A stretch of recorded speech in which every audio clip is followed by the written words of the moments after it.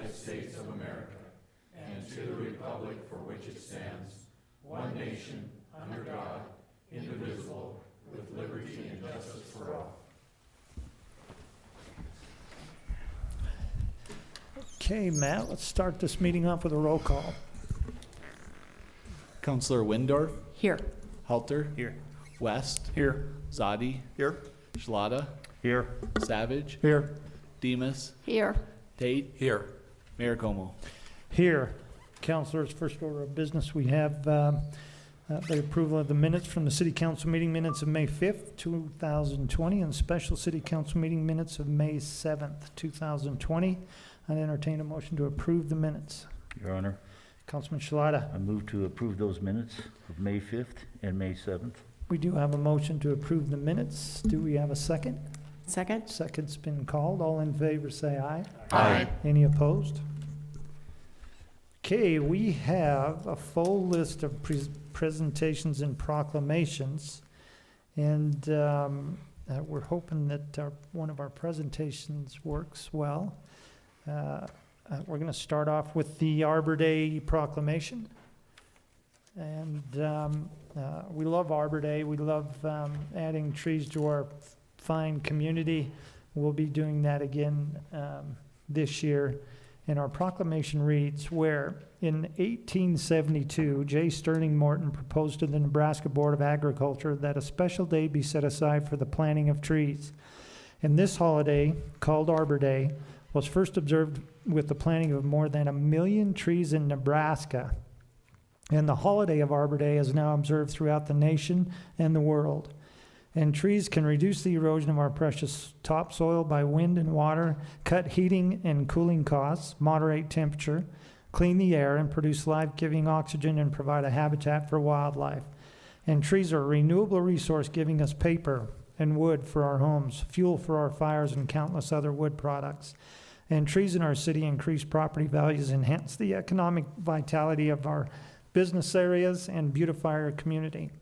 And trees, wherever they are planted, are the source of joy and spiritual renewal. And now, therefore, be it resolved that I, Timothy A. Como, Mayor of the City of Rock Springs, do hereby proclaim Friday, May 29th, 2020, to be Arbor Day in Rock Springs, Wyoming.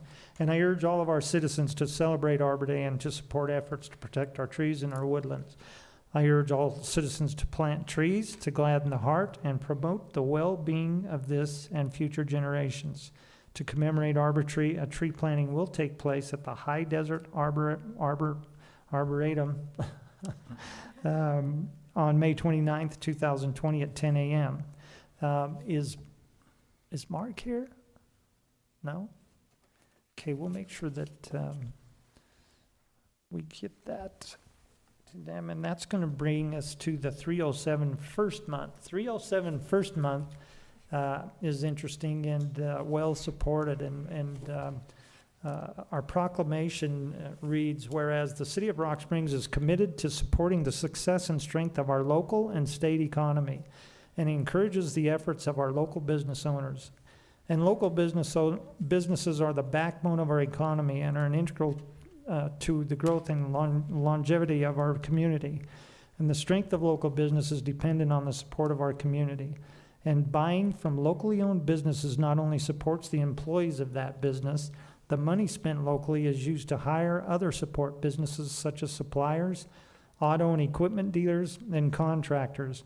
And all of these factors together create what's called a multiplier effect, meaning that each dollar spent in a local store brings as much as $3.50 into the local economy. And supporting local business supports critical infrastructure within our communities through the generation of sales tax revenue, making our Wyoming communities a great place to live, work, and play. And now, therefore, be it resolved that I, Timothy A. Como, Mayor of the City of Rock Springs, do hereby proclaim the month of June 2020 to be 307 first month in Rock Springs, Wyoming, and I encourage all of our citizens to live, love, and buy Wyoming. And I think this is just a great proclamation, and this was brought to us by Council President Zadi, who's going to say a few words and bring us up to speed on where this came from and what it all means. Thank you, Your Honor. 307 First is a nonprofit that we started a few years back with a focus on supporting Wyoming economy, Wyoming business, and Wyoming people. At the time, we focused really on contractors and trying to make some changes in the residency requirements, because with a public bid, you get a 5% preference. Well, what was happening is we had contractors from out of state that would come in and they'd rent a location, put a sign on the building, and they're all of a sudden a resident. And then those profits and everything else would leave the state once the projects were done. We saw hundreds of millions of dollars being spent on school projects and everything else, and none of that money really stayed in Wyoming. So that was a really big frustration for us, and something we just hated to see. So we started 307 first with an idea to help provide a voice both to our local businesses and really at the state level to let people know there's a number of businesses out here that are struggling and need the help and support of our legislature to make sure they're spending money locally. And this really goes down from state to county to city as well. We really need to do all we can to spend money with local Wyoming businesses. Over the last 8 months, we've worked and rebranded, re-rolled out our organization, and we've asked cities across the state to declare or proclaim the month of June as 307 First Month. And we're seeing a number of them do that tonight, and we will in the next couple weeks as well. Hopefully you'll see a lot more from us, and I encourage you all to go to 307first.com and learn more about what we're about, and visit us on Facebook, 307 First, and follow us. Our plan is, and what I'm working with local businesses here and across the state, to gain membership, and our goal is to really help promote some of these businesses and let people know what's available in Wyoming and what we have to offer. I think a lot of people don't realize that everything we can get in Salt Lake, Denver, or wherever, we can get here in Wyoming. It might be Casper or something, or Cheyenne, Pinedale, wherever, but we can do it here in Wyoming, and it's vitally important that we support our own and keep our economy growing. So, thank you. Thank you, Councilor Zadi. We appreciate the effort, and buy Wyoming. It helps us all. The next item on our agenda, as you're out buying Wyoming and shopping, is Skin Cancer Awareness Month. Wear your sunscreen and your hats. Our proclamation for Skin Cancer Awareness Month reads, whereas skin cancer is the most common cancer in the United States and worldwide, affecting 5 million individuals each year, and 1 in 5 Americans will develop skin cancer in the course of a lifetime. And the 2 most common forms of skin cancer are basal cell and squamous cell carcinomas, which are highly curable. Melanoma is the 3rd most common and is the deadliest of the 3. And skin cancer is the cancer you can see, which means that skin exams, both at home and with the dermatologist, are especially vital for early detection. And people can reduce their risk for skin cancer by limiting their exposure to UV light, especially between 10 a.m. and 4 p.m., wearing sun protective hats, clothing, and sunglasses with UV protection when exposed to sunlight, in addition to avoiding artificial sources of UV light, such as tanning beds. And skin cancer is a public health concern, and the City of Rock Springs and the Sweetwater Regional Cancer Center are unified in promoting community-wide efforts to prevent skin cancer all year long. Now, therefore, be it resolved that I, Timothy A. Como, Mayor of the City of Rock Springs, do hereby proclaim this month of May 2020 to be Skin Cancer Awareness Month in Rock Springs, Wyoming, and I urge our residents to talk with family and friends about the importance of early detection and prevention measures, and to educate ourselves and others about this disease. This is very important. I think each and every one of us probably has someone in our lives that we know that are affected by skin cancer, so be careful. Do we have somebody? There she is. We can take a picture. We'll take a picture and maintain our 6 feet of separation.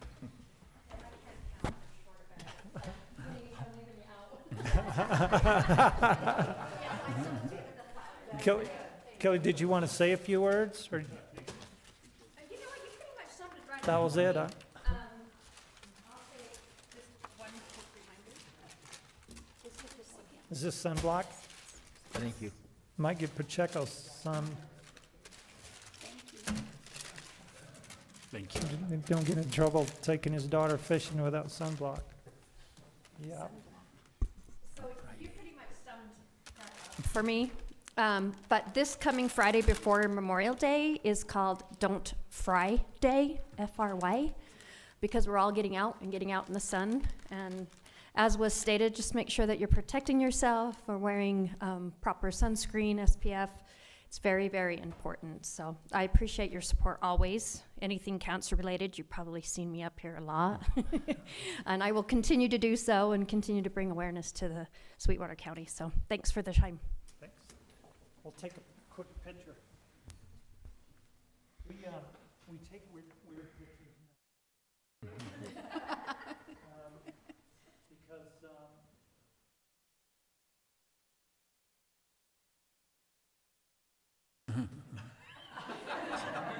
We're going to have to do that.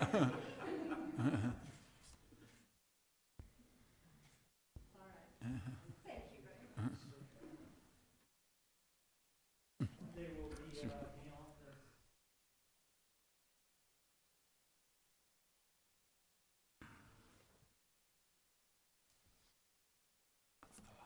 Okay, and next item on our agenda is a presentation by Bill Boyd, the Rock Springs Fire Department Master Plan. Bill's with ESCI Incorporated. Bill, are you with us? This is a test.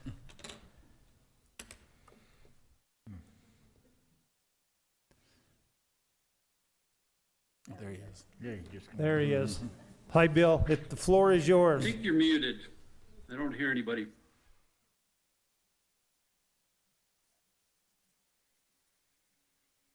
Can't hear you. There we go. Everybody hear me okay? We can Yes. hear you. Can you hear us? Great. Yep, I can hear you. Okay. It's yours. Right on. Well, thank you very much. It's a pleasure to present to you this evening. My name is Bill Boyd. I'm a project manager for Emergency Services Consulting International. And we just completed pretty much a soup to nuts evaluation of the Rock Springs Fire Department. And wanted to share with you an overview of the written report. Hopefully you all received. And I've got a PowerPoint presentation to go through. I'll put up on the screen here in a minute. By way of introduction, I'm located actually north of Seattle, in a place called Bellingham, Washington. And unfortunately, we were not able to come down and do an in-person site visit and meet with you all. Had to do it over the phone because of the COVID situation. We've had 32 fatalities in our community alone, and over 300 people infected. So I'm basically operating out of the basement of my house. And you don't want typhoid Boyd anywhere around you guys, because it's still an ongoing situation here. So with that, I'm going to go ahead and turn the screen over, share my PowerPoint presentation with you. If you have questions, I think it would probably be best to hold those until the end, take notes, and then when I get done with the presentation, I'll be happy to try to answer any questions you may have given the report and our findings. So let me share the screen here.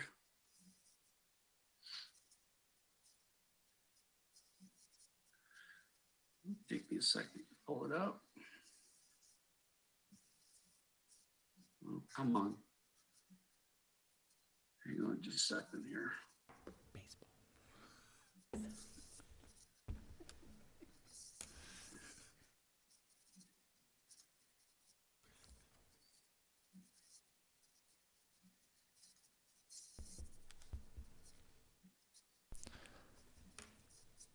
No pressure, Bill. You're only on live stream, There we go. so no pressure.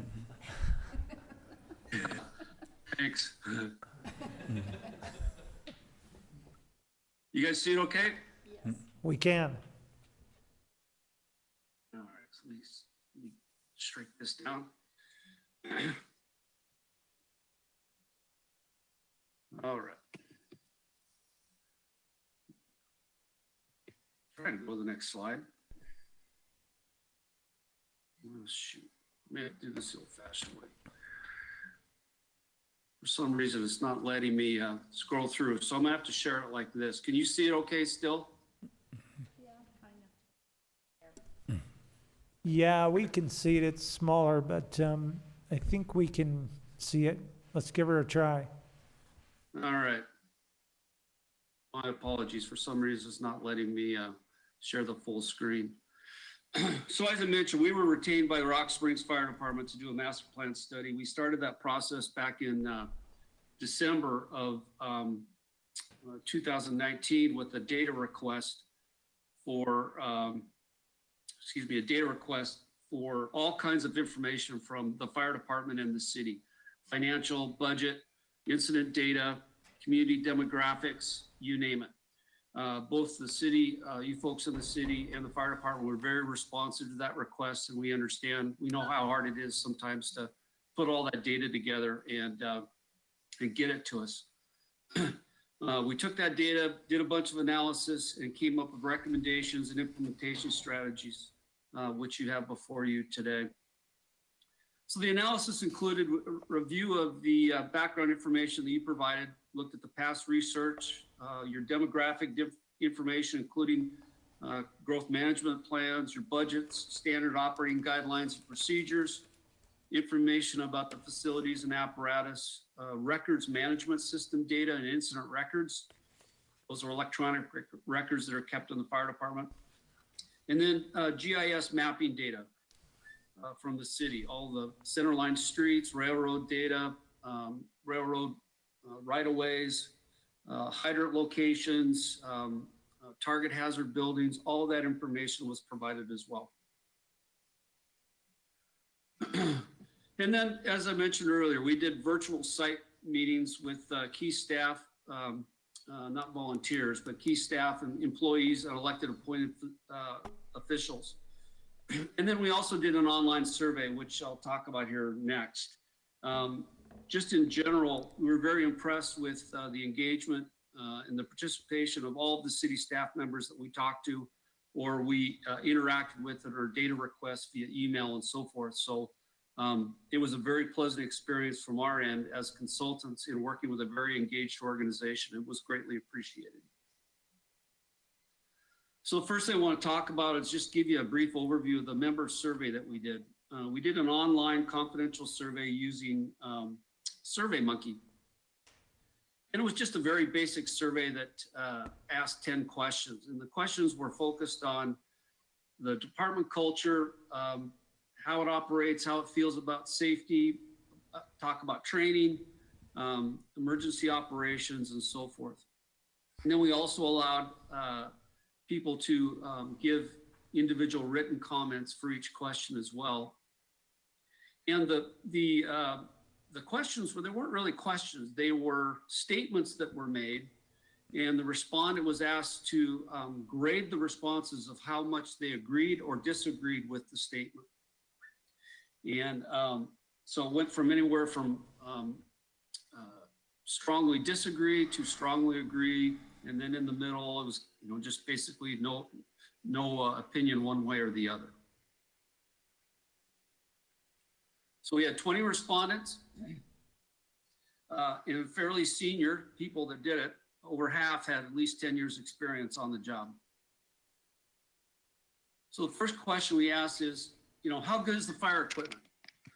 Do you have the tools you need? And overwhelmingly, the respondents felt that the equipment was adequate. Just a few disagreed with it.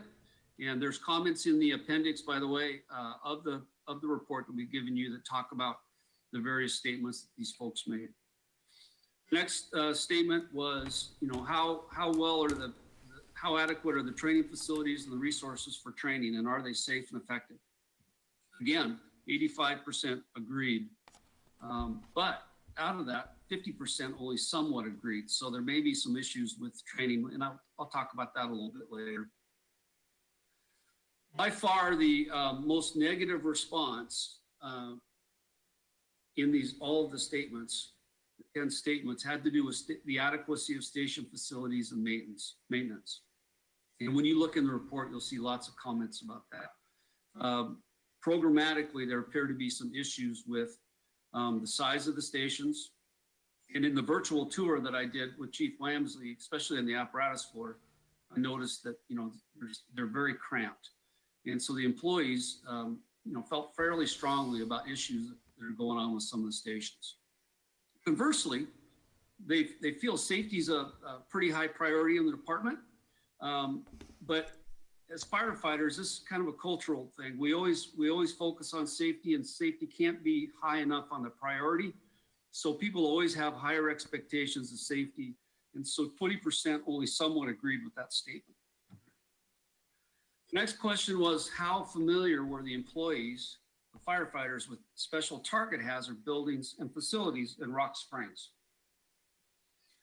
It's kind of a mixed bag answer on this one.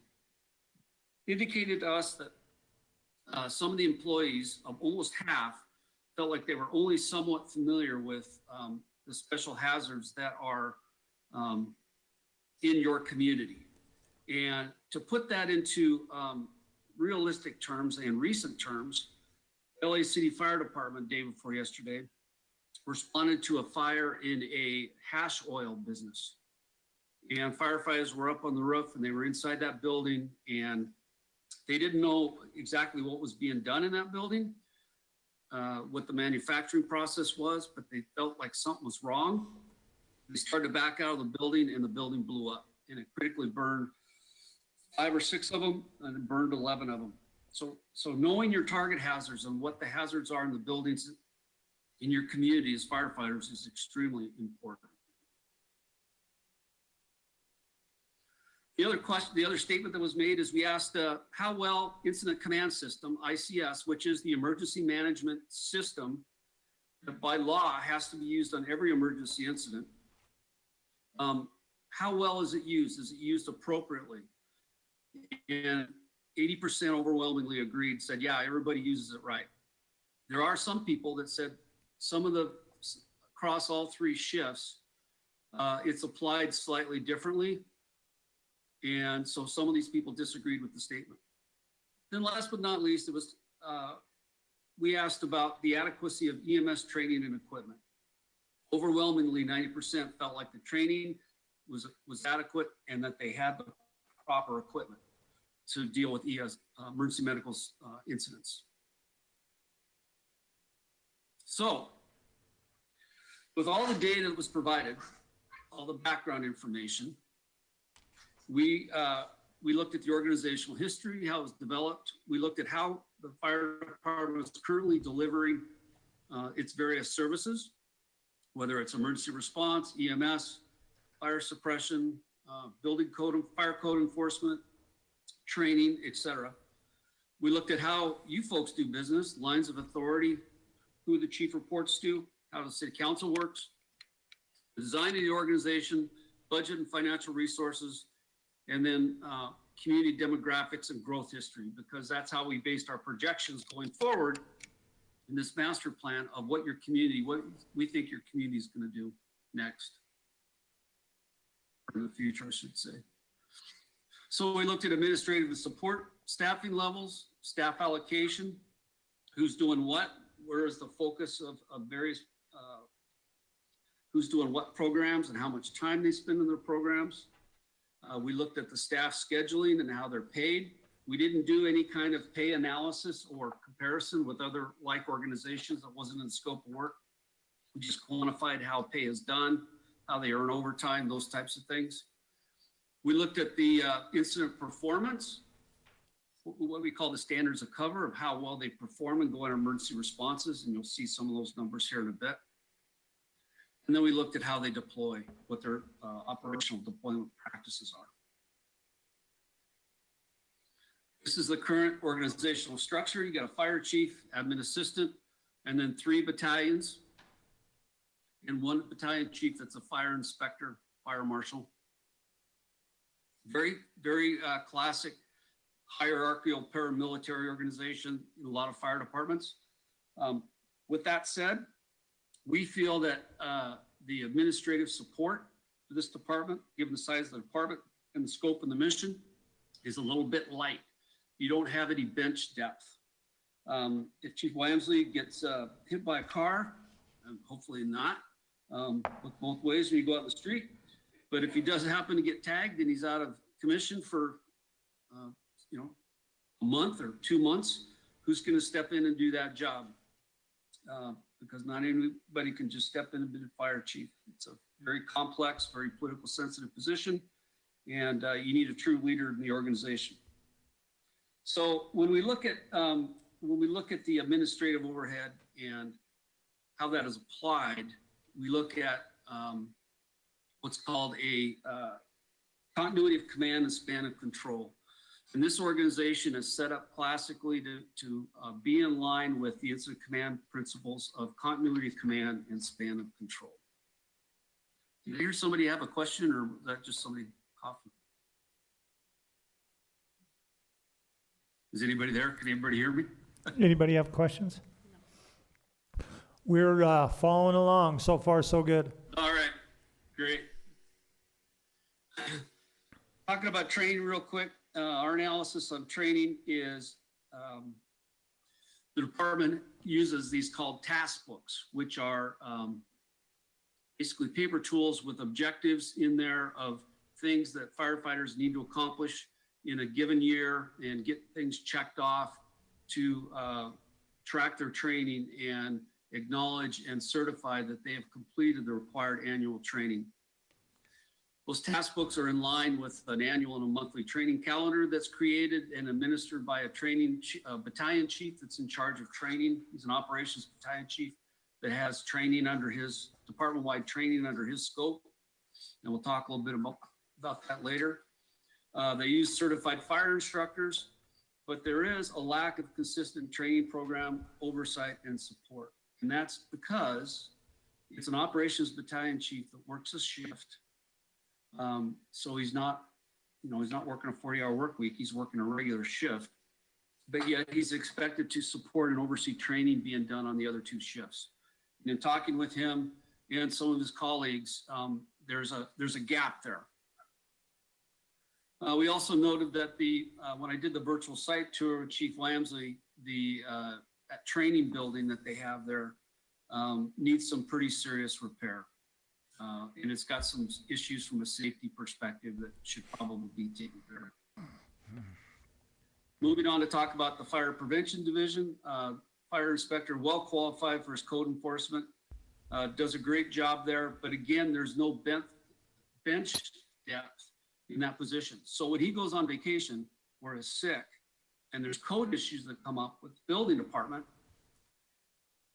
department's kind of stuck. They can't really do anything with that because the fire marshal's not available or the fire inspector is not available to deal with those issues directly. And concerns were expressed that causes some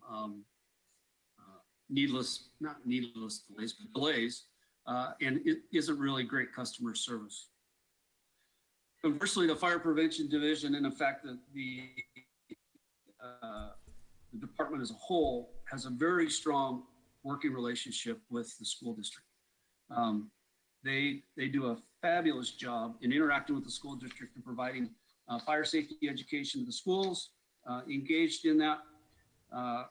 And during Fire Prevention Week, firefighters attend and facilitate the regular fire evacuation drills, and that they've also been very closely aligned with them in making sure that school district personnel, administrators, and teachers are trained in the use of the incident command system and emergency procedures, especially having to do with, unfortunately, active shooter situations, which is a hot topic going on in school districts today.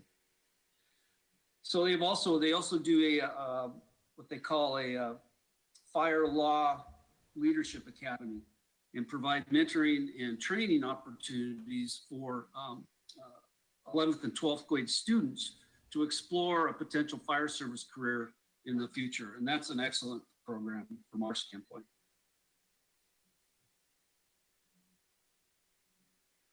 Moving on to a financial overview, we took a look at, I just got a couple slides on this because I don't want to bore you to death with finances. We did a really deep dive on the district, and the city finances, fire department finances. And so this is a slide that talks about the expenditures across the major expense categories to total department expenses starting in 2013. And you can see that the red, which is capital costs, well, let's start with the gray costs. So personnel services, employee costs are 85% of a budget. Fire department budget typically per fire department. And then operating and maintenance expenses are, obviously a lot less than that. But you can see in the red, it bounces up and down because of big time capital purchases, i.e. apparatus, or, a huge facilities upgrade, those types of things. And it's a lot more sporadic. So our financial analysis financial analyst tried to even those out in the next slide as far as projecting forward what we think the expenses will be for the department over the next 5 years. So on this slide, again, you see personal services going up, and we figured out that we're going to go up about 2.9%, model at 2.9% per year for salary and benefits increases. Excuse me. Yeah, yes, that's correct. For a total increase of about 15% over this time frame. And then you can see again, what he did is took the capital, that bouncing up and down of capital expenses, and made those a reoccurring expense and spread them out over the 5 years. And put it into a reserve fund. So instead of, let's say, building or buying a $2 million ladder truck in 1 year, he spread those costs out into what he would call a capital reserve fund or an apparatus reserve fund, and spread those costs out over the 5 years. However, you will note in 2020, there's a pretty good capital expense having to do with facilities improvements and some fleet costs in the current year.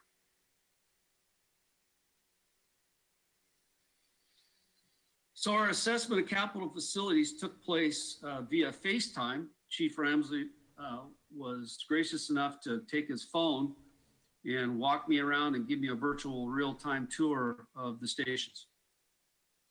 And as well as we reviewed all of the capital facilities and capital equipment information that was uploaded into the database for us to look at.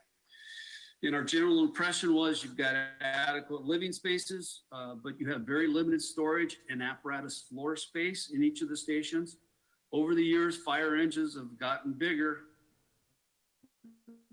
safety standards and so forth, a lot more being carried on them to do a broader regions as fire. And so the rigs have gotten bigger.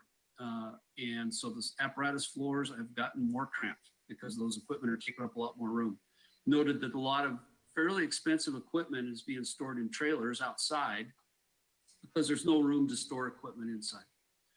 Stations 2 and 3 need upgrades to their building envelope from a energy efficiency standpoint to ADA compliant to some safety issues. So that is something you guys are going to need to consider going forward.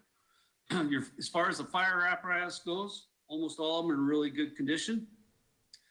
But you have a couple of them with some pretty high mileage on them. And Chief Wamsley knows this and is planning for that. But that's something that, in fire apparatus, as you know, is expensive, which is, it's important, if possible, to set aside money into a capital fleet reserve fund or so forth. And we talk about this in our recommendations to try to soften the blow of buying something in a huge chunk of money, setting aside in any single budget. If you can set some money aside on a replacement schedule, it softens the blow later on when those costs come due. Let's see, what else do I have on this one? Oh, the other thing I'll mention, so on the maintenance standpoint, we noted that maintenance of the apparatus, there's two concerns we have with that. Number one is paper records are kept. At Fleet, Fire department doesn't have access to those. They got to go over to the fleet and look at them or do whatever. More modern fleets are being managed with records management systems that are easily accessible online. They have automatic scheduled maintenance dates and reminders, and just a lot better way to track inventory and equipment repairs, and even more importantly, track those repairs from a standpoint to figure out, hey, we're putting more money into this rig than what it's worth, and its downtime is increased so much that maybe this rig needs to get replaced sooner than another rig that may be older but is in better, more reliable operating condition. And there's lots of programs out there that would interface with the department's current records management system through emergency reporting.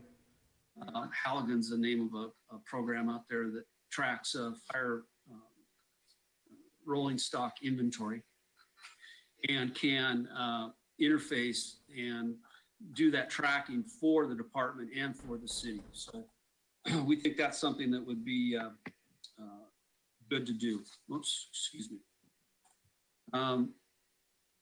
And then last but not least, the mechanics in the shop, they're doing a great job. The guys think that the mechanics are doing a good job, but they're not certified, ASC certified, and they're not fire or emergency vehicle technician certified, which we think is good to have, because fire apparatus are very complex pieces of equipment and they have to be reliable. And every time you push a button to put it in pump gear, it's got to be in pump gear. Lives may be dependent on how that equipment is maintained, and the personnel that are maintaining that equipment should have that additional training and expertise in taking care of those complex pieces of equipment. Moving on to talk about service delivery. Here's where we get into the meat of the study, which is how has the department been performing on emergency responses? And we'll talk a little bit about what that means. So what we did in analyzing that performance is we did a GIS analysis. We plotted every incident from the past 4 years in the city on a GIS map. The other thing we did is we took the RMS information, records management system, incident information, and analyzed when the calls happened. And then we also analyzed how they performed as far as getting to the calls in a timely manner. And then the other thing we did is we did a GIS analysis using the city's GIS database road system and the data embedded in that data set to do some analysis on travel time from each of the stations. And you're going to see some maps of that here in just a minute. But we're going to talk about temporal performance first. If I can get this thing to come down a little bit here. And I apologize, this looks really, really small. I'm sorry. Maybe I can blow it up a little bit. So 2016 to 2019, these are the incident types that we analyzed. Fire alarms, emergency medical calls, actual fires, whether a building fire, a car fire, a dumpster fire, an outbuilding fire, MVCs or motor vehicle collisions, and then other call types, public service calls, not cats stuck in trees, but smoke investigations or hazardous materials spill, or a diesel cleanup, a gas spill cleanup, those types of things. Hazardous conditions, power lines arcing in storms, things like that. And you can see by far the largest call category was EMS. By far, and in most fire departments that respond to EMS calls in the United States, EMS is the driver of the call load.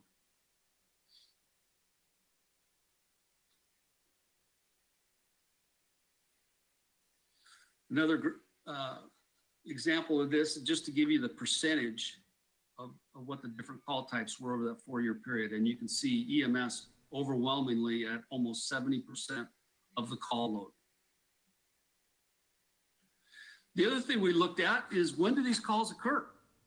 And we look at them 3 ways. We look at them by the month, we look at them by the week, day of the week, and the time of day. And looking at the month of the year, it's fairly even. The swing isn't very much. It goes up to about 9%, and the highest is just under 10. So there really isn't a huge variation. And January and July appear to be the greatest, largest call load months, but it's not a huge swing. In a lot of departments we analyze, especially like resort departments, like ski resorts or resorts where they're on the beach or something like that, they have a lot of influx of tourists. You know, the summer months, they just get killed. You guys don't have that, so it's pretty flat. The same goes for the day of the week. Thursday is the busiest relative to the other days. The day of the week, Thursday, is the one that tends to be the busiest. But here's the big swing, and this is not unusual. This is based on human activity. The call load goes up starting at about 7 o'clock in the morning, and it peaks about 1 o'clock, mid-afternoon, and then slowly goes down until midnight, and then it really drops off, okay? Very common, we see that everywhere. It's just based on human activity. But the other thing I want to mention here is don't get thinking that, okay, you know, it's not that big a deal. Maybe we can reduce staffing here. The problem with this time frame in here, especially when it comes to structure fires, is that's when people are sleeping. And so that's when they're at the highest risk for being caught in a fire and not waking up. So I just want to point that out, that the U.S. Fire Administration, lots of studies have been done, America Burning way back in the 70s, that was highlighting the fire problem, that identified that this is the most vulnerable period of time from a public safety standpoint, being caught in a fire, a residential fire in particular. The other thing we looked at is the incident density. Where are the calls taking place? We call this a heat map. And this is the GIS representation of your department, your city. And you can see the call density. The orange is the hottest spots where the call density is the greatest over the 4-year period of time. And the red dots are the current locations of the fire stations. And you can see the southern part of the city has the highest call density. It's where the calls happen the most over that 4-year period of time. Stations 1 and stations 2 are the primary response stations into that area. This is station 1 here, station 2 here, although you can see station 2 is kind of outside in the periphery.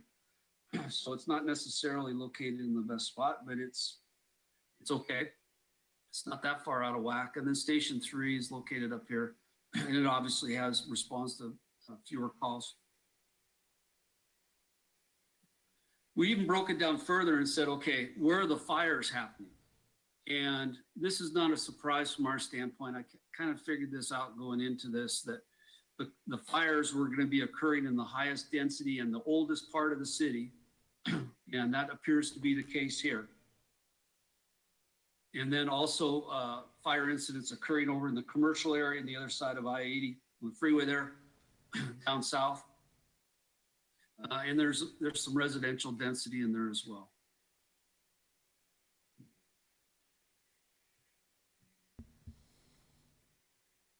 Let's look at the EMS calls, and you see the blobs get much bigger here because that's where most of the calls are, 70%. And you can see that, again, the hot spots are in the downtown area where it's densest, and then on the other side of the freeway there, actually more in that commercial area where your mall is and your big stores are. And that's because you get a large inflow of transient population, people coming in to shop, people coming in to work. So every day the population in those areas swells, and then at night it goes down. And so the next thing we looked at is we did some modeling. Response time, travel time modeling. So we took the GIS information and we said, okay, and we used ISO criteria, Insurance Services Office criteria that looks at 1.5, 2.5, and 5 mile travel distances in assessing, as part of their criteria for assessing the adequacy of fire protection in setting fire insurance rates. And as you can see here, 96% of the city limits lies within 5 miles of the fire station in Rock Springs. That's pretty good coverage, okay? That's pretty good coverage. We broke it down even further and we said, okay, let's scale that back and look at each of the stations and say, from each station traveling 1.5 miles, where does that take us? What's the coverage like? Well, you can see it goes down to overall 35% of the city is covered within a fire station at 1.5 miles, which equates to about a 4-minute travel response time theoretically. It doesn't take into account traffic jams, construction, road closures, weather. This is just strictly based on the GIS data embedded for speed limits, other barriers. And then we also looked at 2.5 mile travel distance because the ISO criteria says, what's the availability of a ladder truck to respond into a city? And the response criteria for engine companies is 1.5 miles. The response criteria for a ladder truck is 2.5 miles. The ladder truck's at station 1. So we did an analysis for that 2.5 mile travel distance for the ladder truck, and you can see that here.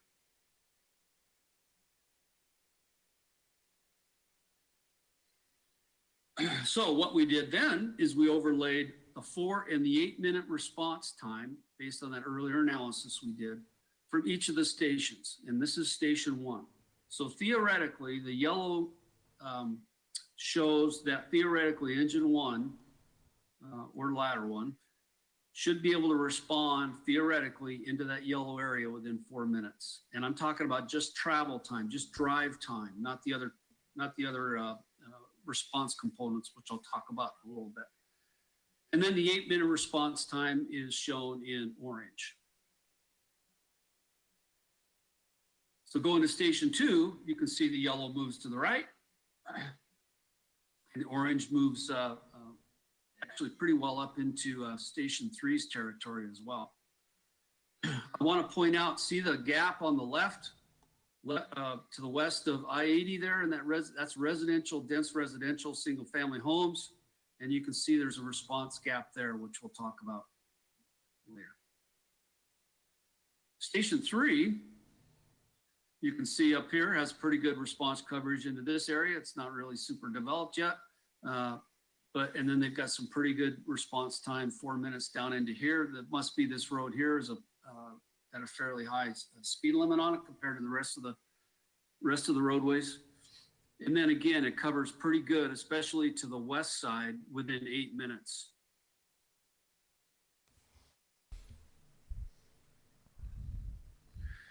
Here's something interesting. Hey, Bill, I have a This question. is somewhat unusual. Just a quick question, Bill, could I? Sure. Other Speak than up just a little bit. Other than waiting to the end, I just wondered, you keep saying based on the speed limit, but I know when lights are flashing, I don't see fire trucks going the speed limit. So does that skew the report? Yeah, you're right. Yeah, you're right. We have to go with, we go with what the knowns are. Okay. Because in any given response, they may go lights and siren, and they may not. And we can't account for all the different factors that either speed up or slow down a response. So for consistency purposes, we use these speed limits and any other built-in inherent, I can't remember I want to say it's impedance. And I think that's the right term for it in GIS terms, but for instance, if there's traffic circles or stoplights or stop signs, some GIS data sets include built-in impedance in the data, which take those into account. So the most consistent thing we can do is we just go with the posted travel speed limits. Good question, though. This was interesting. You guys have a fire district, Sweetwater Fire District 1 station right smack dab in the middle of the city. And we thought, let's take a look at that. Let's see from that location, what kind of travel response coverage would that station provide if crews were responding out of that station. And the thing I want to point out with this is, it's really good coverage at the 4-minute travel response time, especially over here on the west side of the freeway where I previously showed there was a gap there. That station location fills that gap. And I'll talk about it in the recommendations here in a little bit about what we think needs to occur there. But there may be some opportunities here to improve response time into this part of the city and response coverage into this part of the city. The other thing we looked at, so moving on, is how busy are the current crews? What is the likelihood that a engine would not be available to respond on a call in its territory because it was already engaged on another call? And one of the parameters and the benchmarks we use to determine that is called unit hour utilization, which it takes all of the hours in a year. We take all of the the average committed time on an incident. For instance, on engine 1, excuse me, let's go to ladder 1 there. Their average out of service time on any incidents for an entire year is 30 minutes, basically 31 minutes. Okay? We divide that out by the total number of hours in a year and come up with a amount of time that they are committed on an incident and may not be available to go on another incident that happens at the same time, which is what we call concurrent incidents. And so we also looked at the number of times in that 4-year data set that there was only one incident that happened, how many times there were 2 incidents that happened at the same time, and 3 or more incidents that happened at the same time. And you can see overwhelmingly there was only one incident going on at a time. And at about 12% of the time in a given year, you had 2 incidents going on at the same time. The UHUs we calculated are pretty low, meaning that there's a lot of response capacity within the existing stations and the crews to meet the current incident demand.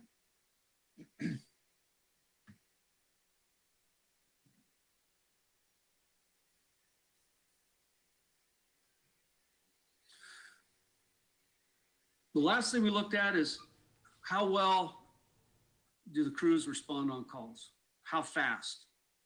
Not all calls require an emergency response. And in fact, we analyzed calls where the incident report indicated they went red lights and siren. Not all calls require red lights and siren response. And it's based on the jurisdiction's standard operating guidelines and procedures about how they respond on calls. And there's a million different ways to do it. So we just took the incident data that said they responded red lights and siren to a call. But these are the time components that we analyze when a 911 call comes in and they need a fire department, either an EMS response, hazardous materials response, a motor vehicle collision, a fire.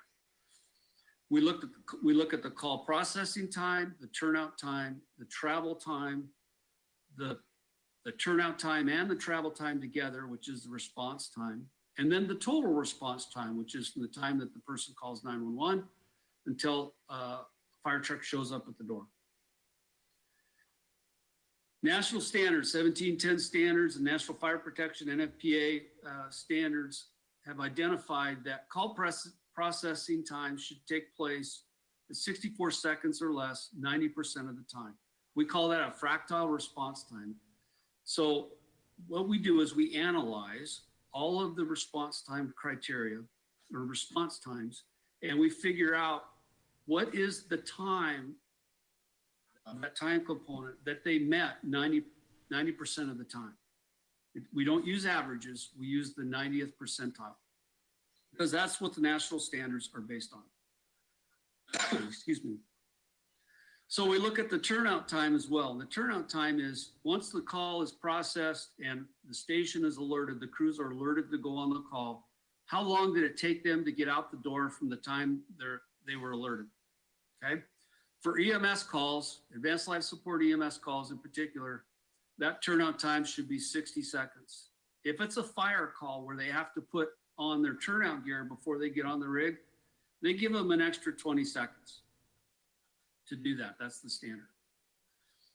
Then the next time component is 240 seconds.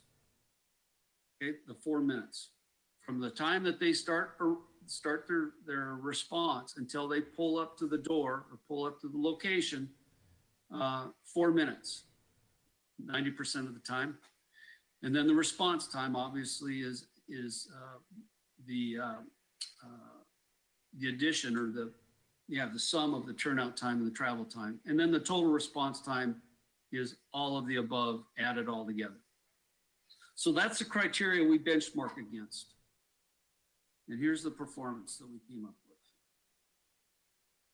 Call processing time, not really good. And I'm saying that because, well, not because, I'm saying that with understanding that the fire department of the city doesn't dispatch. It's done by an outside agency. And we just dealt with the numbers that we were given here.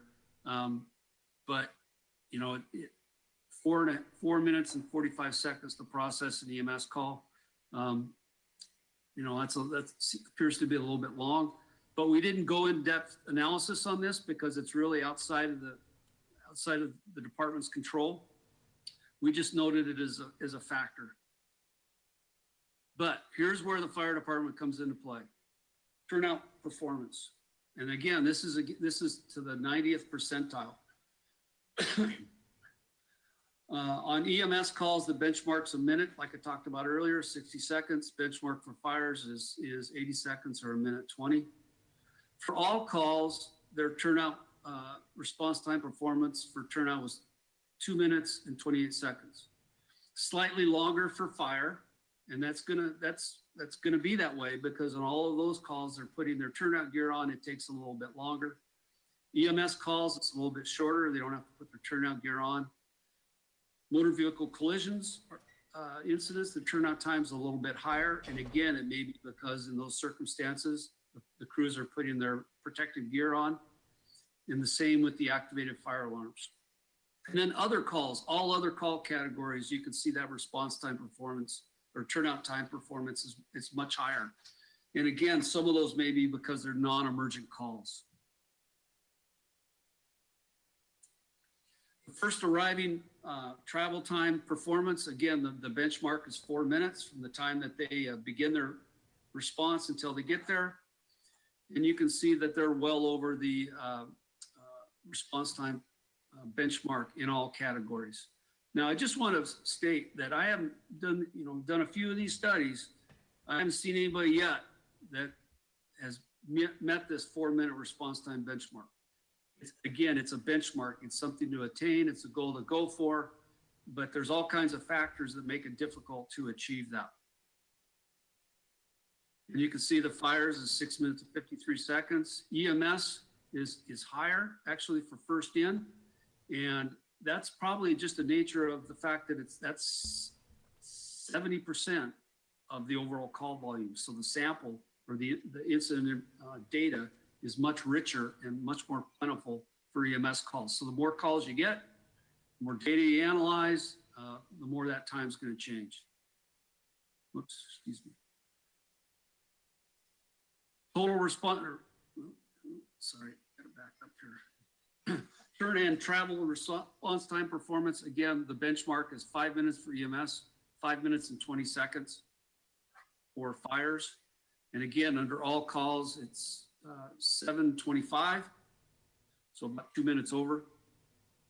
And fires, it's even a little bit longer. And again, that's because it's including the longer length of time it takes to get the turnout gear, the personal protective equipment gear on before they begin the response.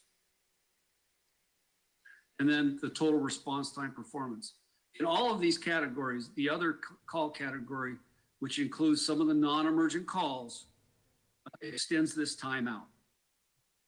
These will be calls where they don't necessarily go red lights and siren. However, I will tell you, the incident data that we got, we only analyzed lights and siren responses, where they indicated on the incident that they went lights and siren. Looking at these numbers, you know, I'm thinking that some of those calls were marked lights and siren, when in fact they didn't go lights and siren, they went with normal traffic, which is the prudent and safe thing to do if it's a non-emergency situation.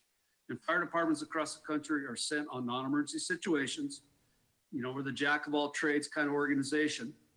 And so a prudent fire department and a safe fire department will go with normal traffic in those types of situations. The other thing I'll say about the response time performance that we looked at is we cut out some calls. We had outliers. We had some data that wasn't incomplete. We had some data that was not complete. That was pulled out. We pulled out in total about 17% of all of the incidents we dropped out of the analysis because it would have skewed the data and not been accurate. I'm going to stop there and just see if you have any questions about this part of the presentation and the analysis, because I've thrown a lot of data at you here. Councilors, any questions? No, none so far, Bill. Okay, moving right along. The other thing we looked at is the population growth history of your city. And you all know this much better than I do, but wow, you guys had some huge boom growth back in between 2000 and 2010. I'm guessing it was when all the fracking started and all the extraction kind of blew up. And so you saw a huge increase in your population. Since that period of time, however, you've seen an incremental, either flat or in some cases an incremental decline in your population.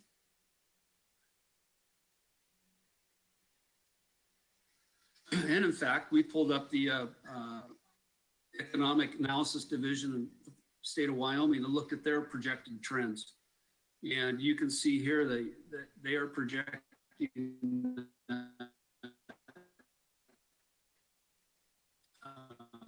population is going to go down up through 2030. But with that said, I don't think you're going to see you're not going to see a big decrease in calls. There's a lot of factors that impact emergency response, calls for emergency response, in particular EMS. Us baby boomers are getting older. We're getting all kinds of medical problems. Poverty and other demographics, which we list in our report, impact that as well. So it's not just, the call load is not just based on what the population is. There's other demographic factors that come into play when you're on emergency response. Need for healthcare, lack of health insurance is another big one that impacts fire departments that provide EMS response, especially if they do ambulance transports. So based on what we talked about, you can see, even though your population is going down, based on the last few years of actual incidents, we think your call load is going to continue to go up. And we did a high and a low forecast on this. And I think you're going to probably, if I was a betting man, we're probably going to see somewhere in between these two ranges. So from 2020, a high range of 2235 incidents, a low of 2149. By 2030, 2326, and a low of 2,236. So not a huge increase, but it is an increase in calls.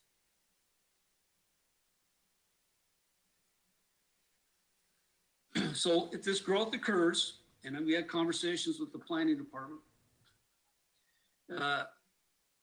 the way your current city boundaries are laid out and the planning that's been done under your general plan and so forth, you could absorb another 22,600 residents without expanding or annexing additional territory.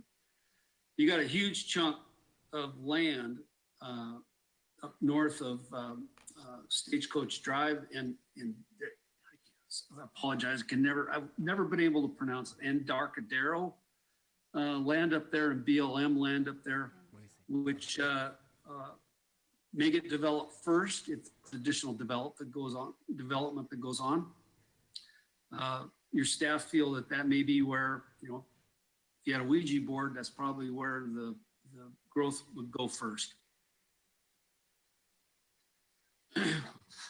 Very early on in this process, though, as I mentioned, we looked at past research and studies and things that have been done in the county and in the city related to provision of emergency services. And one of the things we looked at was a study that was done back, I believe it was in 2015, related to the provision of EMS. And in discussions with the chief and other players, it appears that is an issue that the sustainability and the viability and the future of EMS in Sweetwater County really needs some attention. And while it was outside the scope of this study to address that, in fact, it would be a whole nother study to really do it right. We felt like we needed to say something about that. And this was a statement taken out of the previous study where they said basically the overarching recommendation was to create a single integrated countywide EMS delivery system that's overseen by the county and properly funded.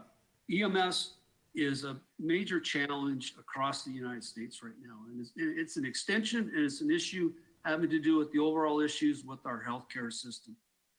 As people are losing their health insurance, as skyrocketing costs are occurring, and resources are becoming, inpatient and outpatient resources are becoming more constrained, there's more, and the economic situation going on, there's more reliance on the use of the 911 system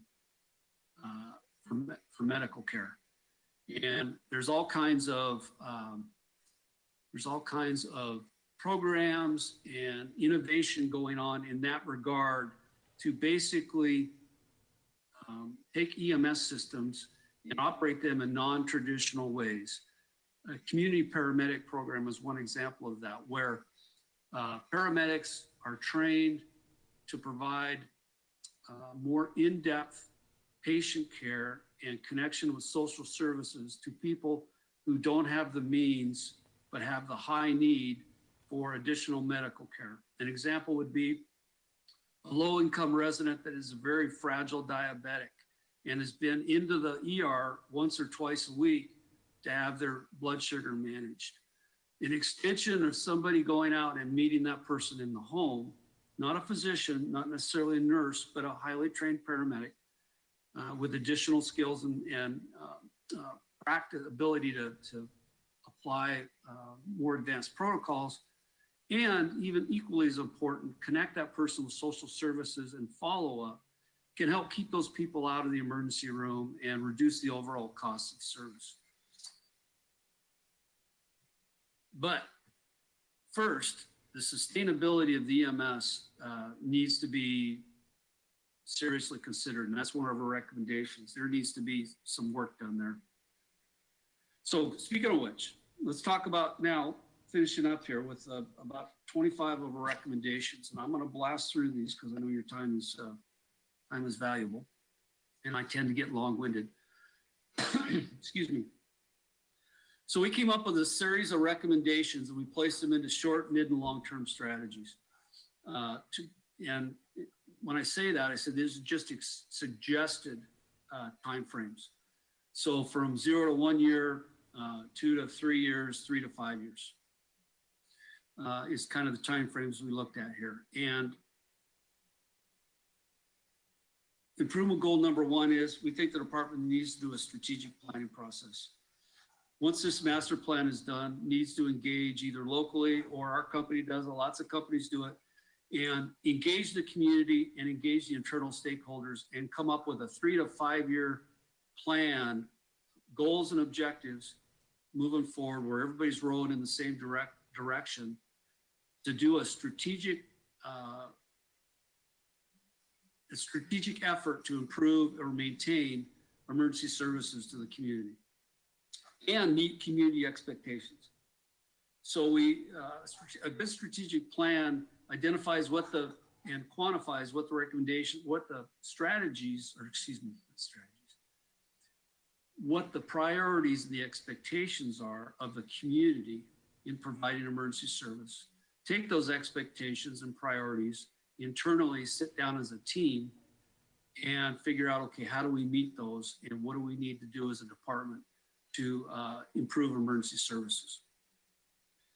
Second goal, improvement goal we identified is the department doesn't have a code of ethics or a code of conduct. And sometimes those expectations or those codes are born out of a strategic planning process where the department identifies what its values are, what's important to the employees, what's the vision of the department. Kind of a natural rollout of that then is a code of ethics. We see a need for the department to review its policies and procedures on a rotating schedule every 3 to 5 years, not wait 5 or 6 or 7 years and do them all at once. It's almost impossible to do. And it also, in some cases, may not meet legal mandates as opposed to safety procedure changes, administrative mandates, legal mandates, things like that. The other thing we think needs to happen is you need to have a dedicated training position. As I mentioned earlier with the issues with training, you need to have somebody that's on a 40-hour work week that oversees overarching training for the department, and that's their almost total focus. The other benefit to that goes with what I was talking about earlier, having to do with bench depth administratively. That person can help out with other programmatic issues with the department and supporting the chief. But again, its primary main focus would be in maintaining and delivering training across all 3 shifts. And that comes with a cost. And we penciled out with salary and benefits and onboarding costs and equipping costs to be about $130,000. Initial cost, a little over, we'll need $135,000. And then ongoing costs, a little bit less than that. The next goal was to develop and implement a post-incident analysis process where after a large incident or a complex incident or an incident where a near miss happened, where somebody could have gotten hurt and didn't, or heaven forbid, somebody does get hurt, there should be a formal process that's in place and exercised to make sure that that incident is reviewed objectively and clinically, and lessons are documented and shared among all department members to make sure it doesn't happen again. Or in some cases, it does happen again. If it was a really good outcome and there was good decisions made, good strategies and tactics deployed, that's worth sharing as well. We think the department and the city should have a fire facilities capital improvement plan, as I mentioned earlier, to deal with the issues related to the stations. Along with that, given especially what's going on with the training buildings and some of the other stations, conducting an engineering and structural evaluation of the fire facilities is probably something that should take place, especially on that Bern building. Develop a capital apparatus and equipment replacement plans with the goal of hopefully setting aside money every year for equipment replacement. And ideally, it'd be great if there's a 15-year, there's an engine that needs to be replaced in 15 years, that there's enough money set aside to replace that engine or come close to it when the time comes. You know, it doesn't always work out that way, but we think that's something that needs to happen. And then, as I just mentioned before I got into the recommendations, the chief, and I know the chief's been active on the with the county on the previous planning process, but then also is on the board that oversees the contract for the current ambulance service.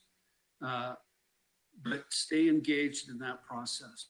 It's too important. It seems like it's somewhat fragile right now, and we think that that's going to probably take some pretty good time and effort to come up with a good outcome there. But we were kind of concerned about this as we went through the report process.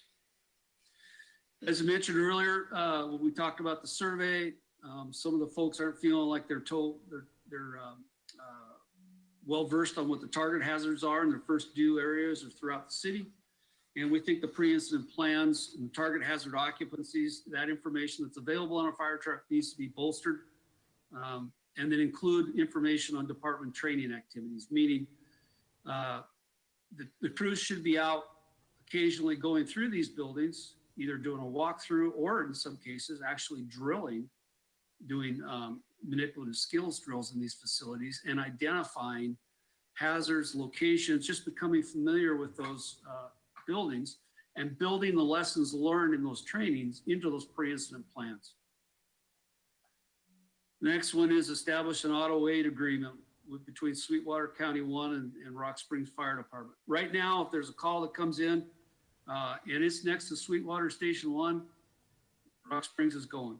Conversely, if there's a call up at, just outside this city, outside of Station 3, Sweetwater goes, District 1 goes, and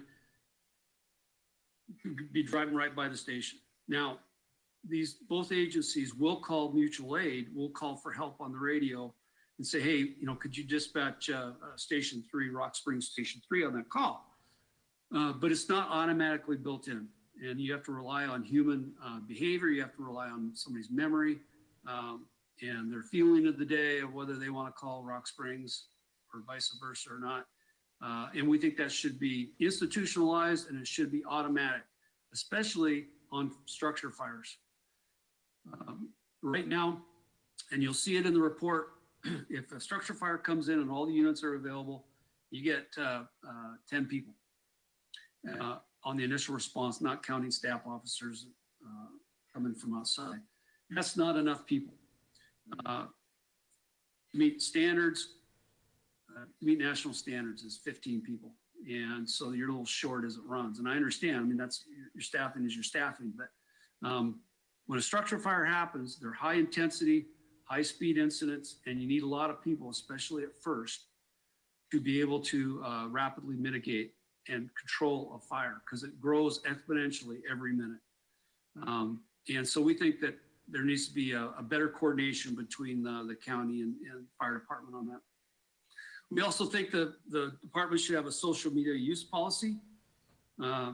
That was an area of expertise I had as a fire chief at the national level.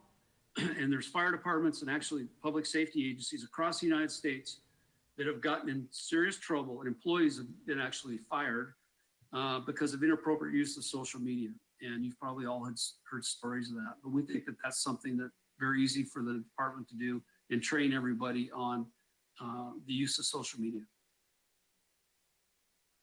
So moving on to midterm improvement goals, the department should establish response time goals. They could take this information that we've gathered and develop internally their own response time goals, and then more importantly, measure against them every year. Every year it should go into the annual report on how they benchmark, how they perform against the goals that they themselves set. We also noted that the crews work a 48-hour shift straight, 2 24-hour shifts back to back. But they also allow, either through hiring overtime or shift trades, they can work longer hours than that. We're concerned about the 48-96, the 48-hour shift. There's fire departments across the United States that are moving to that, especially on the West Coast. But it comes with some baggage, and that baggage is liability due to fatigue. There's departments that have gone to it, and then they've gone back to the 24-hour shift, especially really busy departments, because the second half of the shift, they saw an increase in errors, especially patient care errors, motor vehicle collisions, and just fatigue and people going home sick at the second half of the 24 or 48-hour shift. So we think that the department should have a policy that says you can only work X amount of hours before you have to have at least a 12-hour break. And we recommended 72 hours. It could be longer than that, but we feel it's pretty important that you set some sideboards on that, people can't just work, 96, 120 hours. The department's done really good at going for grants, federal grants, state and federal grants. That obviously we think that should continue. We also think the department should continue to monitor overtime expenditures. The analysis you'll see in the report, we looked at the number of total employees and the amount of leave used over a 3-year period of time to see if there's enough employees to cover the leave being used, scheduled and unscheduled leave in a given year. And we come up with the numbers pretty close as it is now, but that needs to be monitored going forward. As I mentioned earlier, we think that the fleet should have an electronic maintenance record system so the department can monitor their fleet and, more importantly, figure out if a rig needs to be replaced or, monitor its reliability to be able to respond on fires. Same with the fire apparatus, making sure that the techs that are working on them are qualified. We also identify that you have a number of facilities, industrial facilities that are called Tier 2 hazmat facilities, meaning they have a large amount of hazardous materials that hit a certain threshold as identified by the feds, where they have to report those quantities to the federal government, the state and the federal government. And we think that the department should be engaged in those facilities and have site-specific plans, basically target hazard plans, pre-incident plans for all of those facilities. The other min improvement goal we talked about is, and I went through the city's master plan pretty in-depth, and there was no mention of fire service in there and fire service delivery. I think that needs to be in there, and it's just a broad brush comment. It's a recommendation. I don't have any parameters on that, but especially if development's going to occur going forward, and you start getting some large development, you get another boom, and that plan's being updated. We think the fire department should be involved in those conversations and identifying their needs and having those considered as part of that planning process. Long-term goals: explore new revenue streams. Looking at the Fire Inspection Bureau, are the fees, should we need to be adding fees, increasing fees, implementing impact fees on new development? There's a lot of fire departments that, especially growing departments, like down in the Southwest and certain areas of California, where impact fees are levied on large-scale developments, planned communities, and so forth, because there is an impact. When people move in and they bring in high density development and populations, and the call load goes right along with that. So it's just like an impact on sewer, just like an impact on water. Again, the fire department needs to be considered in those situations. If that development does occur, looking at a fire station location analysis, that should be on the table. Make sure that the fire stations are where they're at now, are still located appropriately. And that would also include that Sweetwater District 1 station. That should be included in that analysis. And that could be more of an organic process, but we think that it should be included. Given the amount of hazmat that flows through your community, we looked at a previous commodity flows study, which is a transportation study of the hazards, the amount and type of hazardous materials that come through your community. The next time that's done, we think the department should be involved in that process, because they will be the ones rolling on those incidents, and their needs and concerns need to be identified as part of that study. And then last but not least is implement a formal community risk reduction plan. We have included in this report a basic community risk assessment of your community of all the different hazards. And the next step of that would be to take that report, or that section of the report, flush it out with a little bit more detail, and then come up with, okay, these are the hazards. Now, what do we do to try to mitigate those and reduce the community's risk? And I'm not talking about just in fires. I'm talking about storms, tornadoes, floods, landslides, earthquakes, you name it, the full gamut. IT, water system failures, sewer system failures, IT failures, data breaches, all of that. active shooter.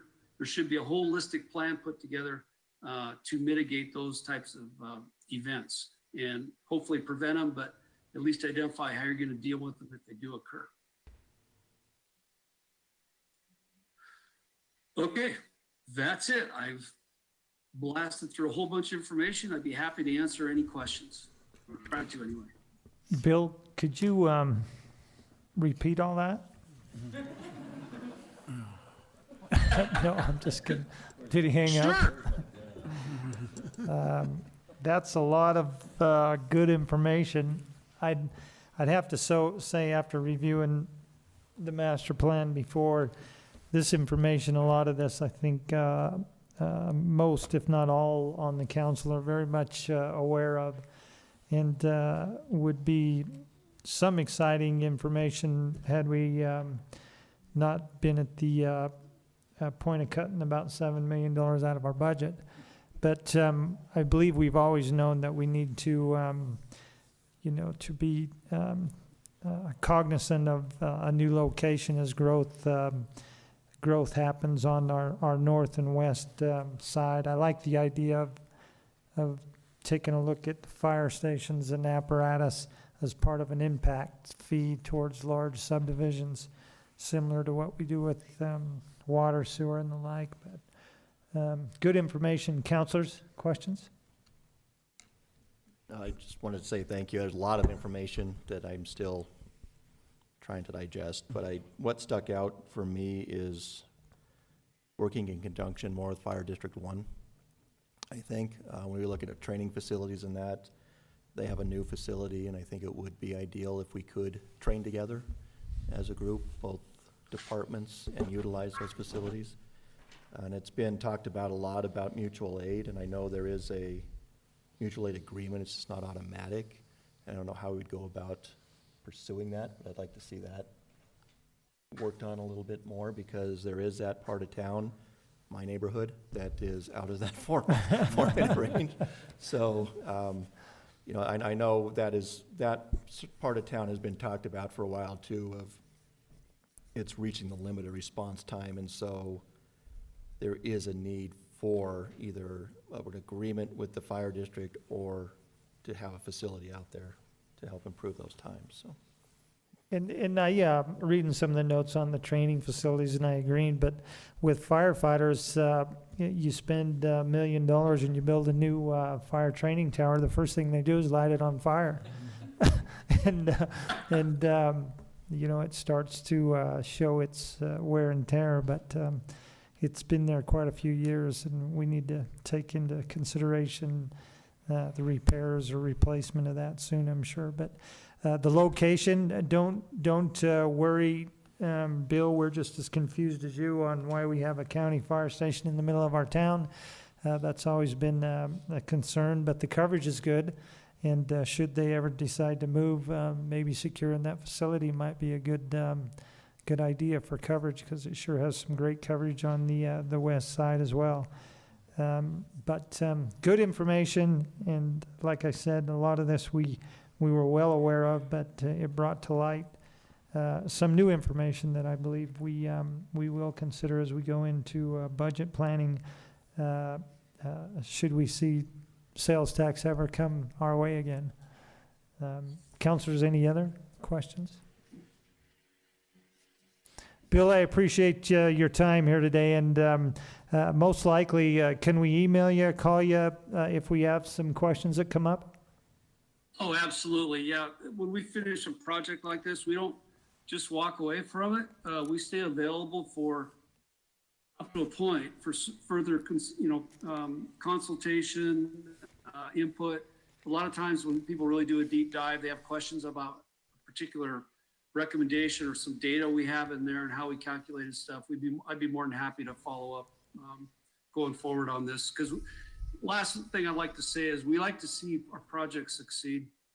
We like to think that, the recommendations we give, the analysis we do when we leave, that it gives you the tools to, number one, maintain appropriate emergency response services, whether it's law enforcement, fire, whatever. But secondly, hopefully give you the tools and the information you need to improve the service, especially if the community demographics are changing. So yeah, we try to stay available. Great job. I'm sure we'll be in touch and speak with Chief Walmsley or yourself as questions come up. Great. Well, thank you very much for your time tonight, folks. Greatly appreciate it, and stay healthy. Thank you. You too. Have a good evening. Bye-bye.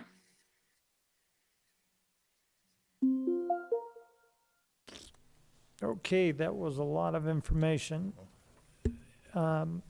Next item on our agenda, we have with us here the URA, Chad Banks, Maria Mortensen, and Sue Lozier would like to say a few words.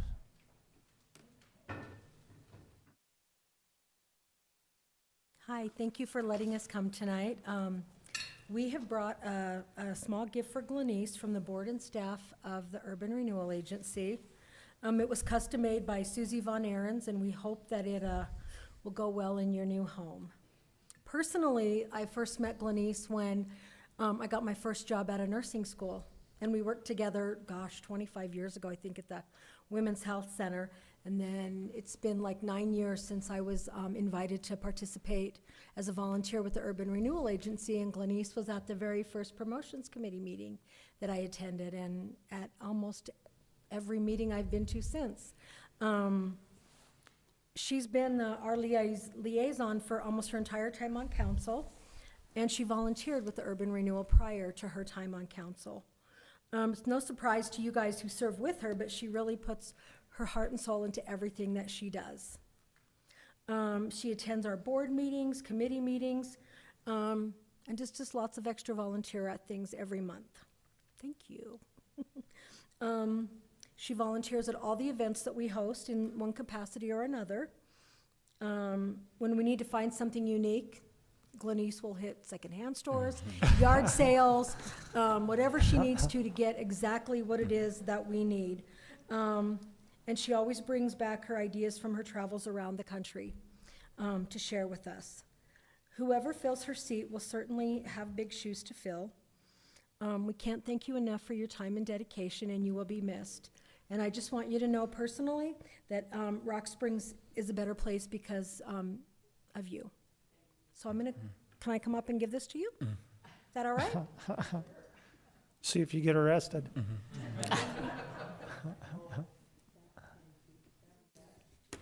Could we maybe get a picture? Chad, come on. Sue.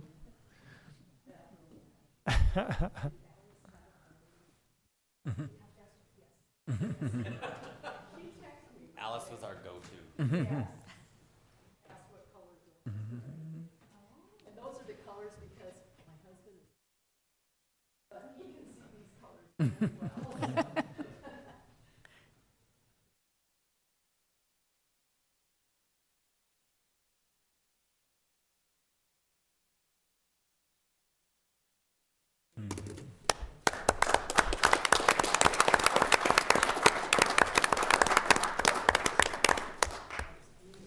Hey, thanks you guys for the URA for coming down and doing that. Glenyce has put a lot of hours into that group, and great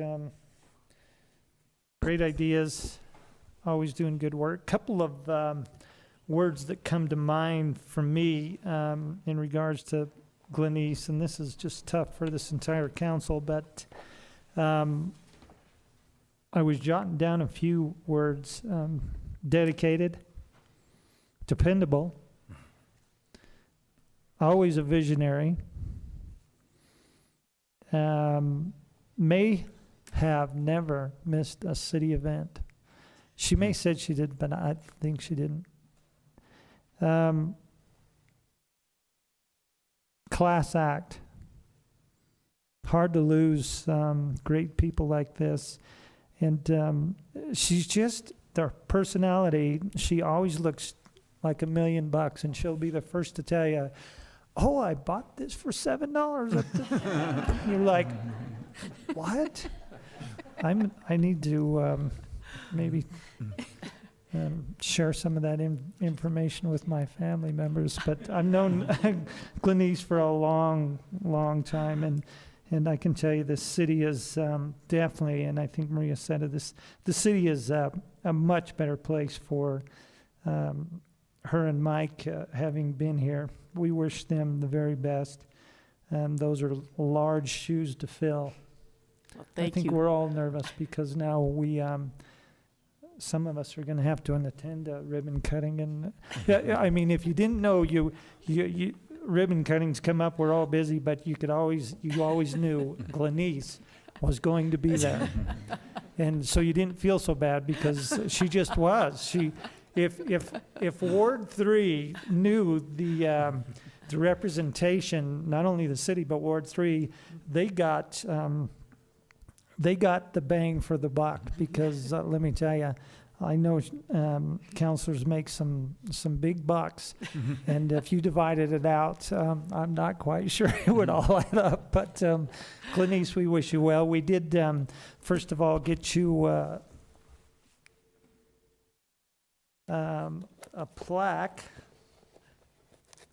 First, I have to make a correction. I don't always look like $1 million. Last week, I was picking up garbage. Wearing my orange vest, my steel-toed boots. You do. But I found $3, so. Yeah, hey. So we did, we had some ideas of what to get Glenyce. And of course, we wanted to get her a plaque, and there were suggestions of maybe a bronze garbage bag. I think back in 2003, I had this idea of starting a citywide cleanup. And we literally had thousands of people. And from that moment on, Glenyce kind of took that over, and she never missed a lick. To the point, even COVID-19 could not keep her down. We decided, all right, if we're going to be quarantined, we'll just have the whole month citywide cleanup. And it's just been great. We've seen numerous people out, and hopefully they'll continue to be out, but we've picked up a lot of trash. And you know, it kind of hurts when you go out there and bust your butt picking up trash, and then the next day you go by and you see garbage laying on the side of the road, and you want to murder somebody. But all in all, it looks much better after we do that. We couldn't have the luncheon this year, but we'll rise above it. Our plaque reads, Service Award presented to Glenyce Wyndorf, Councilor, Ward 3, 2008 to 2020. Thank you for your unselfish devotion and dedicated service to your constituents and the city of Rock Springs, and that's from the mayor and the council, and those words couldn't be truer. And then, all in all, we got together having emails and discussions and trying to leave her out of the email string, trying to figure out what should we get her. And I said, probably her new house. Let's get her something nice that she could remember the city of Rock Springs. What do we know that will help her, that's out there that everybody refers to? So we said, the Rock Springs call sign. Everybody knows that. So we said, okay.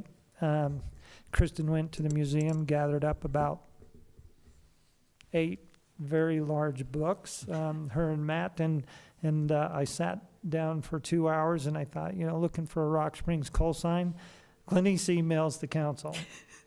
Hey, can I have that Rock Springs call sign in the council chambers? It's mine. I want it at the chamber.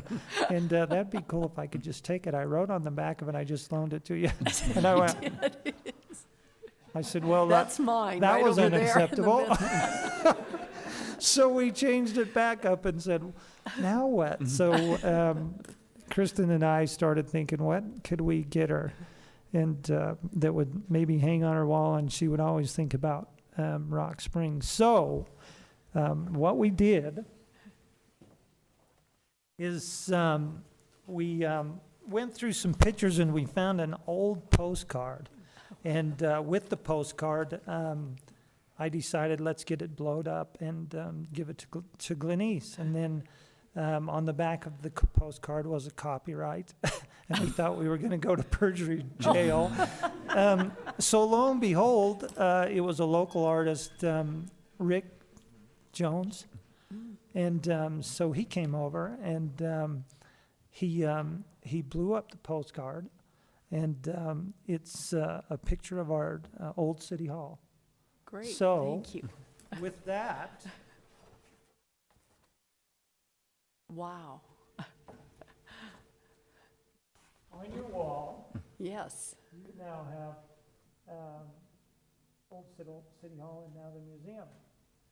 And we'd like to say that the buildings still look like that.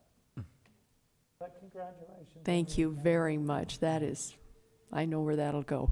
Thank you so much, everybody. It has been 12 wonderful years. I I have no mean, control what's written on your card. By this council.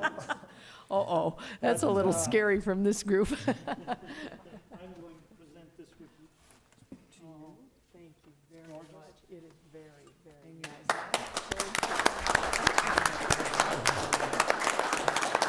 No pictures.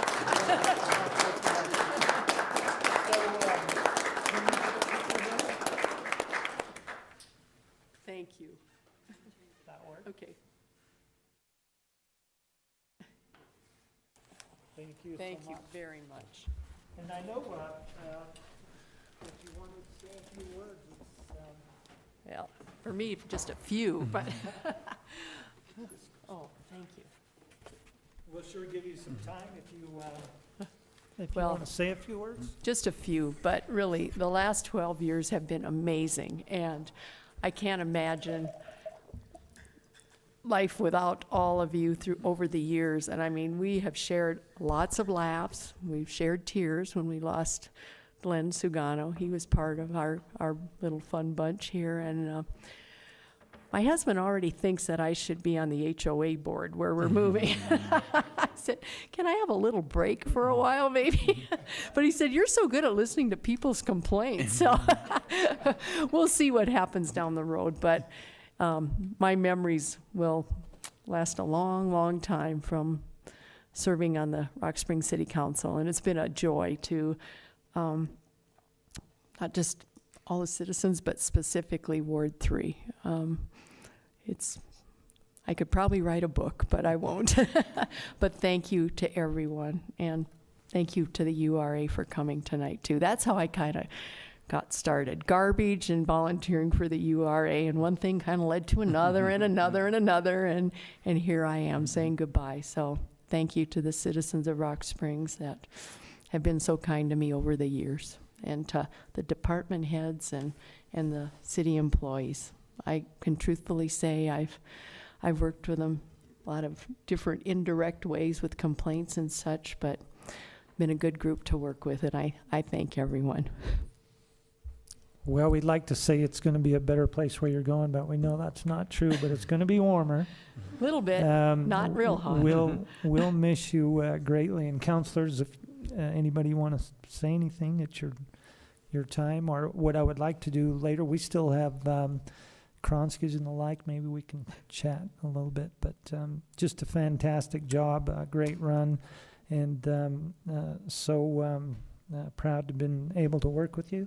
Thank you. And you've just done an outstanding job. Hard to lose good people.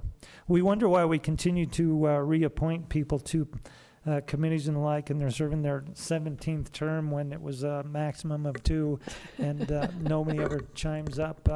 The councilors make very little to do this job, and they take a lot of heat. And let me tell you, it's sometimes some very bad times, but all in all, it's nice to see our city prosper and grow and do good things for the community, and you've sure helped make that happen. Thank you. Thank you. Okay. Heck, we haven't even dented our agenda at this point. We're going to ask at this time, petitions-wise, if there's anyone who wishes to address the council on any issue, this is your time to do so. The microphone's open.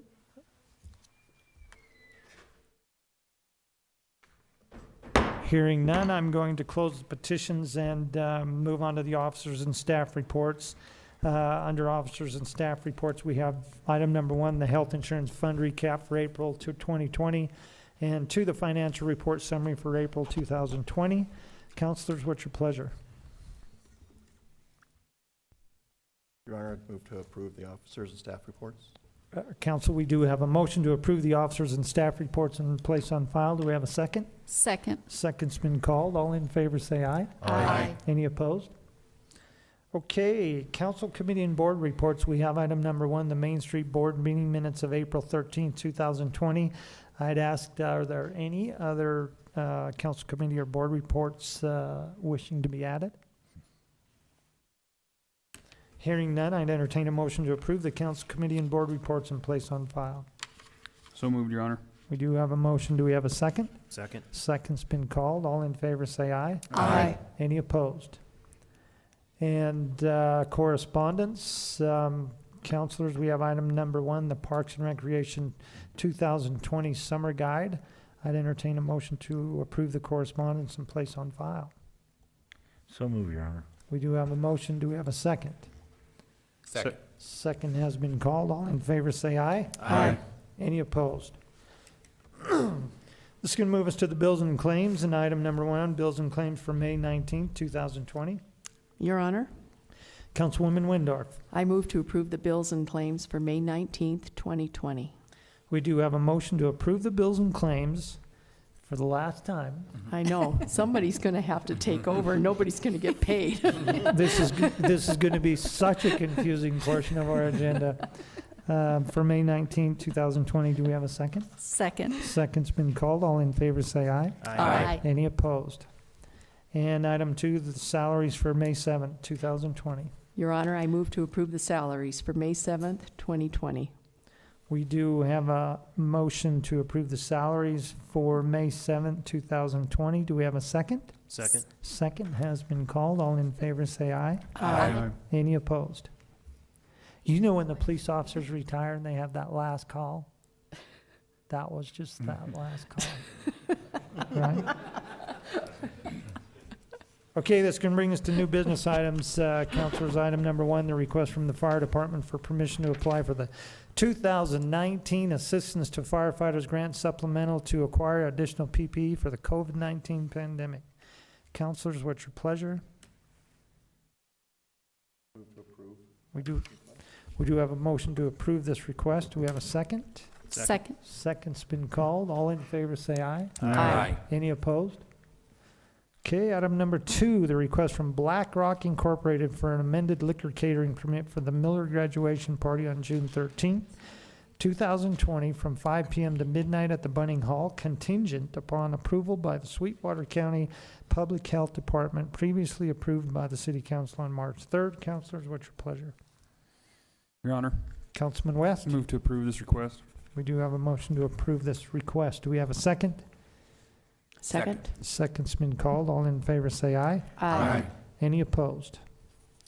Okay, your items 3 and 4 request from BlackRock for the American Legion poker and the street issue have been postponed. So I would recommend a motion to table item number 3 and 4. Your Honor, Councilman Schlotter? I move to table item 3 and 4 under new business. Okay, we have a motion to table new business items 3 and new business item 4. Do we have a second? Second. Second's been called. All in favor say aye. Aye. Are there any opposed?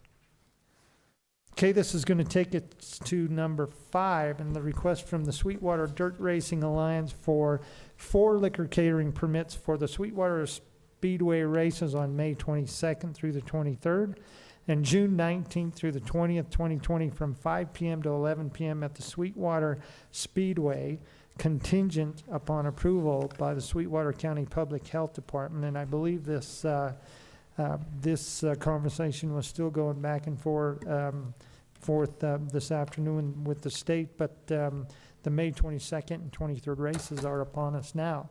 So, Council, if we do approve this, the contingency will obviously take place. So what's your pleasure? Your Honor, Councilman Wyndorf. I move to approve that request. We do have a motion to approve this request. Do we have a second? Second. Second's been called. All in favor say aye. Aye. Any opposed? Okay. This is going to move us on to the resolution section of our agenda. And under resolutions, item number 1, we have resolution 2020-80. A resolution accepting and approving a pipeline crossing agreement with Union Pacific Railroad Company, a Delaware corporation, and the City of Rock Springs, Wyoming, and directing Timothy A. Como as mayor of the City of Rock Springs, Wyoming, to execute said agreement. Councilors, what's your pleasure? Your Honor. Councilman Schlotter? Move to approve Resolution 2020-80. We have a motion to approve resolution 2020-80. Do we have a second? Second. Second's been called. Roll call. Councillor Halter, Yes. West, Yes. Zadi, Yes. Shalata, Yes. Savage, Yes. Dimas, Yes. Tate, Yes. Wyndorf, Yes. Mayor Como. Yes. Item number 2, resolution 2020-81. A resolution approving a public parking space lease agreement between the City of Rock Springs and Bitter Creek Brewing LLC to provide for the placement of a dining deck in the parking space located adjacent to restaurant. Councilors, this is going to be with the bond requirement at this time, so that everybody's aware. What's your pleasure? Your Honor, Councilman I Zadi? just wanted to comment on that a little bit. I did have the intent of waiving that bond requirement. I know last year when this was approved, it was not in there. It's my understanding after talking with our attorney that we cannot change an ordinance by resolution. And last year, I think it was just a matter of timing and the way it was removed, that it got through council. But legally, I don't know that it should have. I just wanted to express that was my intent, and I do intend to maybe bring forth a change in the ordinance to maybe not make it a requirement, but that the council may require a bond requirement depending on the risk in that or the lease. I just wanted to bring that forward in comments and how I felt. And I just don't see it as necessary, but it is the ordinance, and that's how it stands right now.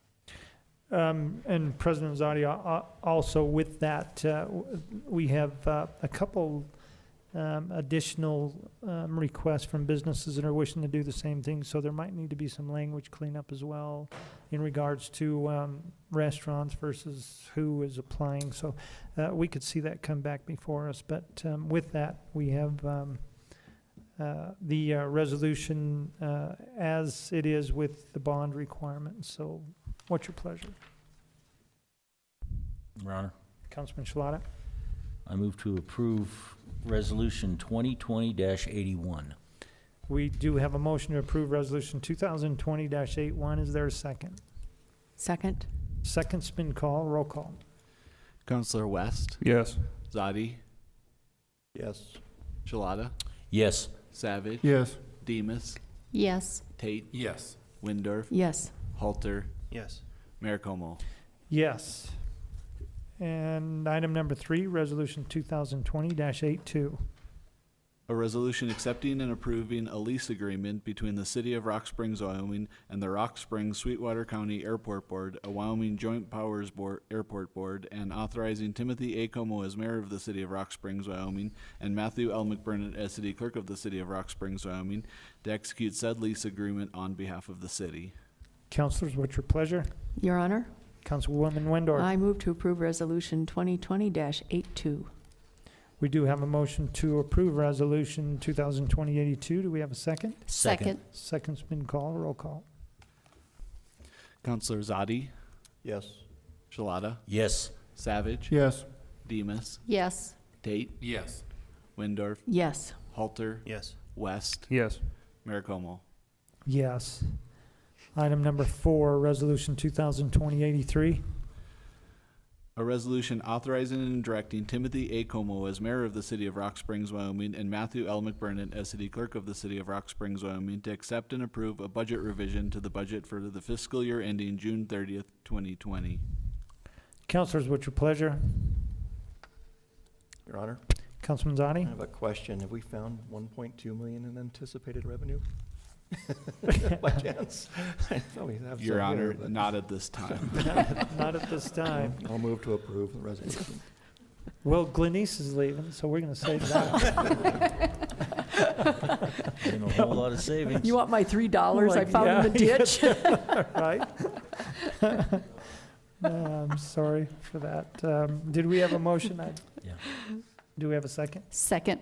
Roll call. Counselor Gelada, Yes. Savage. Yes. Demas, Yes. Tate, Yes. Wyndorf, Yes. Halter, Yes. West, Yes. Zadi, Yes. Mayor Como. Yes. Item number 5, Resolution 2020-84. A resolution partially rescinding the city's emergency COVID-19 sick leave and absentee policy for city employees. Councilors, what's your pleasure? Your Honor, Councilman West? move to approve Resolution 2020-84. We have a motion to approve Resolution 2020-84. Do we have a second? Second. Second's been called. Roll call. Counselor Savage. Yes. Demas, Yes. Tate, Yes. Wyndorf, Yes. Halter, Yes. West, Yes. Zadi, Yes. Gelada, Yes. Mayor Como. Yes. Item number 6, Resolution 2020-85. A resolution accepting and approving a labor agreement between the International Union of United Mine Workers of America and the City of Rock Springs, Wyoming, and directing Timothy A. Como as mayor of the City of Rock Springs, Wyoming, and Matthew L. McBurnett as city clerk of the City of Rock Springs, Wyoming, to execute said agreement on behalf of said city. Councilors, what's your pleasure? Your Honor, Councilman Zadi. just want to thank the union and employees for their work on this year's agreement. I know it's been a challenging year and one that really kind of snuck up on us quick and hit us hard. I do appreciate the considerations on that of the union in negotiating this contract, and I would move to approve. We do have a motion to approve. Do we have a second? Second. Second's been called. Roll call. Counselor Demas, Yes. Tate, Yes. Wyndorf, Yes. Halter, Yes. West, Yes. Zadi, Yes. Gelada, Yes. Savage, Yes. Mayor Como. Yes. And I would reiterate the same, and Les, appreciate your work and leadership there, and hopefully we'll see better years, but it's nice to work with a group that understands where we are. Item number 7, Resolution 2020-86. A resolution accepting and approving a memo of understanding between the City of Rock Springs, Wyoming, and Sweetwater County, Wyoming, and authorizing Timothy A. Como as mayor and Matthew L. McBurnett as city clerk to execute said memo of understanding on behalf of the City of Rock Springs.